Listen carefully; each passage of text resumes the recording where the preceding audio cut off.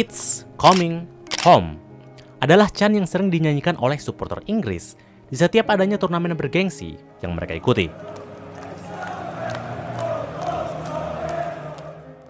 Nah, chant itu dirujuk kepada timnas Inggris sendiri agar bisa membawa pulang piala ke negara mereka. Karena seperti yang kita tahu, di sanalah permainan sepak bola modern pertama kali terbentuk. Uniknya, sebagai negara yang bisa dibilang menciptakan sepak bola modern, timnas Inggris justru tidak memiliki track record yang bagus di setiap turnamen yang mereka ikuti.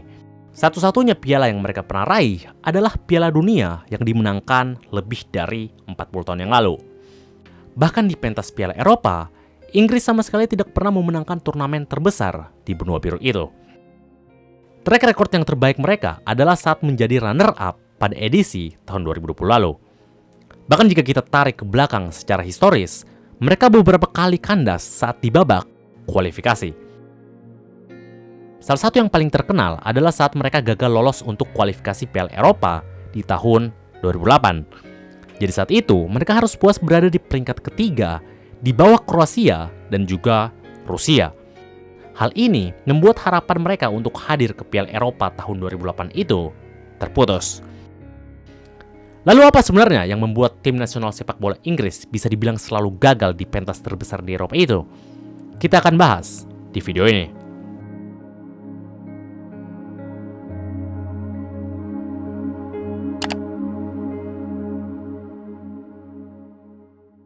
Jika kalian melihat tim-tim Eropa lainnya yang pernah menjuarai Piala Eropa, kebanyakan dari mereka mempunyai taktik permainan yang cukup ikonik. Contohnya adalah Italia yang dikenal sebagai tim dengan pertahanan yang sulit ditembus. Atau mungkin Spanyol dengan taktik tiki-taka mereka yang terkenal. Nah, taktik tersebut tentunya dikembangkan dari masing-masing style yang berkembang di negara mereka. Sementara kalau misalnya kita lihat Inggris, sejak dulu mereka itu tidak dikenal sebagai negara yang memiliki permainan taktikal yang bagus. Bahkan di Liga Primer sendiri yang dikenal sebagai liga terbaik di dunia, rata-rata pelatih yang dikenal hebat di sana biasanya berasal dari negara lain, seperti Spanyol, Jerman, ataupun Italia.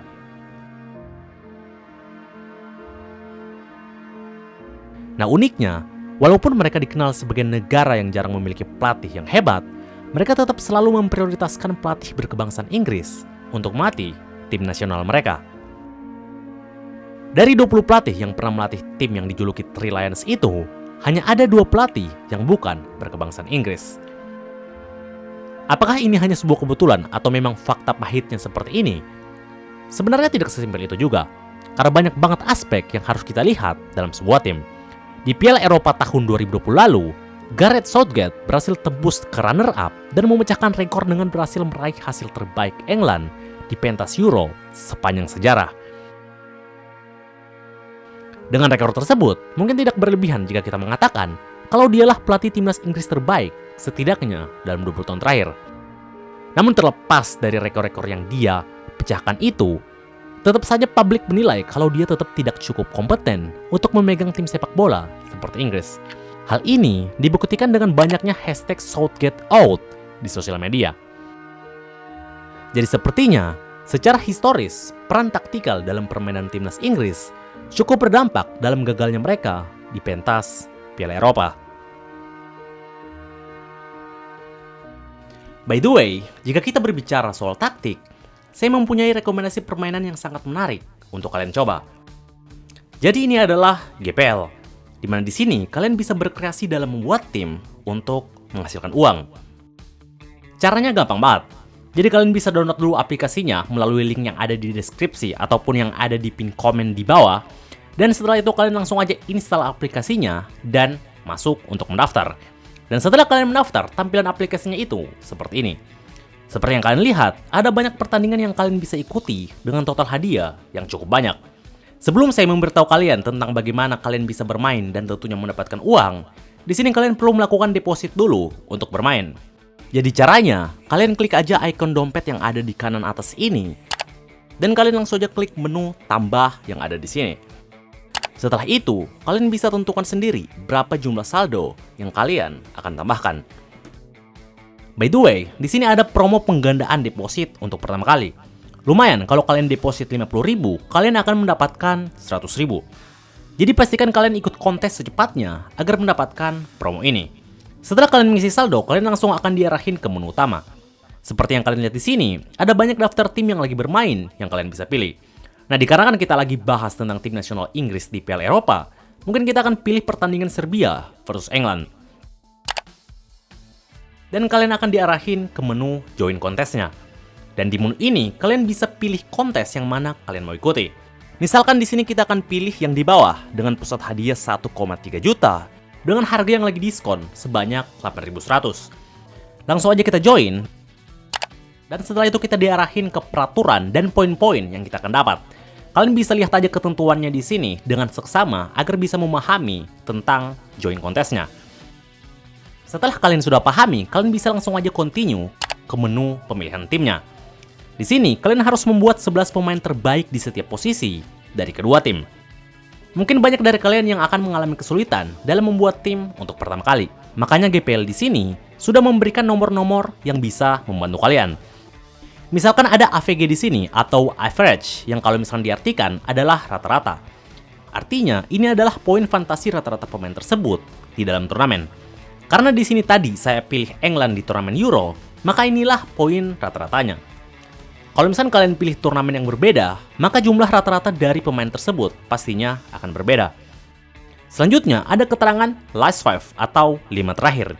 Maksudnya adalah rata-rata poin fantasi pemain itu dalam 5 pertandingan terakhir. Jadi kalian di sini bebas bisa berkreasi dan pilih line up kalian masing-masing.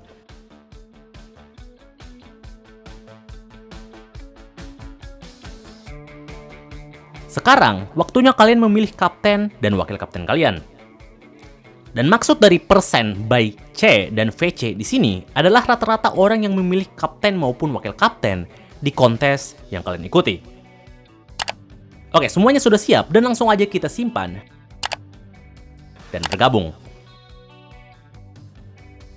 Dan ya, sekarang kalau misalkan sudah seperti ini, kalian tinggal tunggu hasil lengkapnya dari pertandingan yang kalian pilih untuk melihat berapakah saldo yang akan kalian dapatkan nantinya.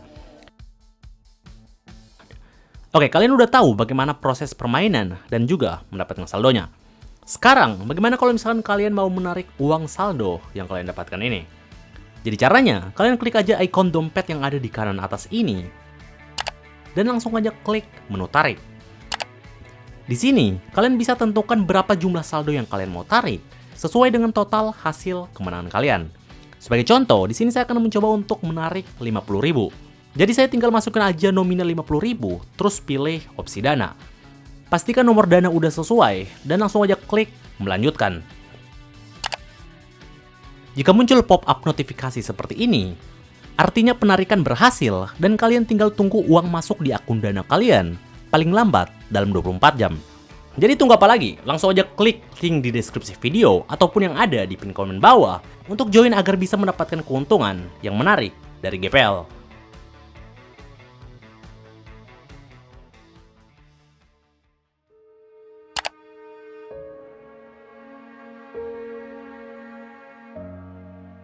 Sebagai negara yang mempunyai liga yang mungkin bisa dibilang paling kompetitif dan paling populer di dunia, rivalitas antara klub-klub Inggris seringkali menjadi suatu hal yang menyebabkan tensi antar pemain bisa memanas. Dan menurut kebanyakan orang, rivalitas dari para pemain ini terkadang bahkan masih terbawa ketika mereka bermain di level timnas. Tidak seperti Spanyol pada tahun 2010 misalnya.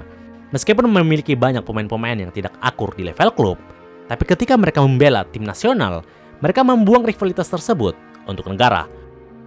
Nah, sementara di Inggris, mereka dinilai tidak bisa membuang rivalitas itu dan tetap membawanya pada level timnas. Hal-hal seperti ini menyebabkan rendahnya chemistry antar pemain di dalam maupun di luar lapangan. Kalian pasti masih ingat ketika saya mengatakan kalau Inggris gagal lolos ke Piala Eropa tahun 2008. Nah, menariknya, jika kita melihat pemain yang membela Inggris saat itu, mungkin kalian bisa setuju kalau ini bukanlah tim yang begitu buruk.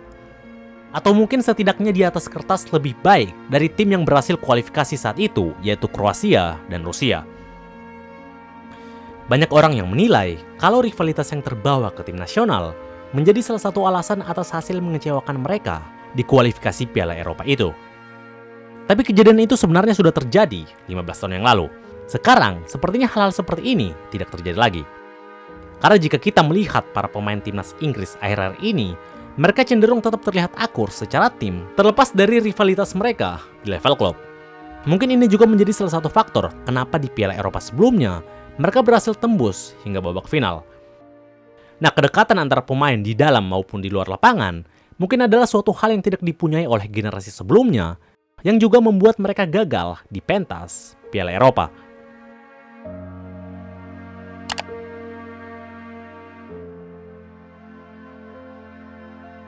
Oke, kalau untuk poin ini, sepertinya sudah banyak yang bahas dan mungkin sudah menjadi isu yang paling banyak orang perdebatkan sampai sekarang.